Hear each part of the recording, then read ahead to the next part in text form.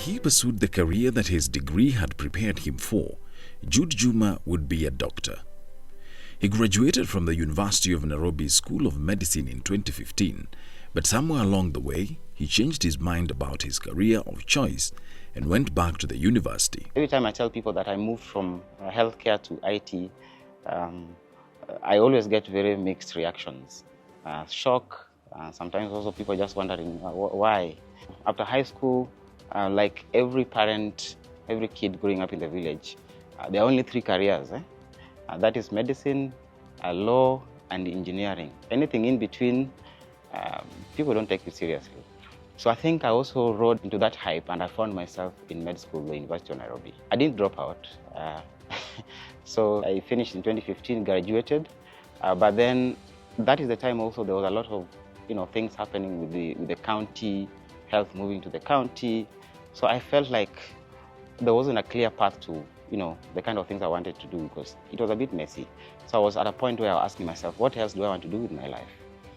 So I met a couple of friends. Some of them were in IT, some are also in other spaces, but the IT part really struck me because they were really doing cool stuff as young people. That sort of gravitated me towards the IT space. This new discovery saw Juma enroll for his second undergraduate degree in IT at the Jomo Kenyatta University of Agriculture and Technology, and later at Moringa School, a technology learning accelerator. He became so good at his craft that he got his first job in the tech space while still in school and worked at Safaricom as a contractor. Really got lucky to be in Safaricom because for someone who is really transitioning and starting a whole new thing, you want to be in a space where people are as diverse as they come, and people who also are willing to let in people from different backgrounds, to just infuse that diversity and make people show up with their skills. Realizing there was a need to have more of their staff learning about artificial intelligence, Safaricom rolled out a program dubbed One More Skill in 2021, which was improved and named 2+1 in March 2024. We started in 2019, where we wanted to shift the organization from being a telco to being a technology company. And the way we could do this is through reskilling, upskilling, and multi-skilling of the workforce capabilities. We did a benchmark with AWS, we did a benchmark with Microsoft, and we identified 13 digital skills that we are saying if our workforce was to get this knowledge and understanding and capabilities in these digital skills, then it means we can be a techo company by 2030. So we got the 13 skills. And for us to accelerate being a techo company, we say that we need to do 2+1 skills. 2 digital skills out of the 13 identified from the benchmark, and 1 functional skill, which can also be a digital skill. We curated the content for the 13 skills, ensuring that we are working with the different leaders in the different clusters, just to get what their 2+1 is for them. Because after learning, how do you then apply what you have learned? It's not just all about doing the courses and waiting for the next financial year to do another course, but enabling people to apply what they have learned in their day-to-day job. How has it enhanced what you do?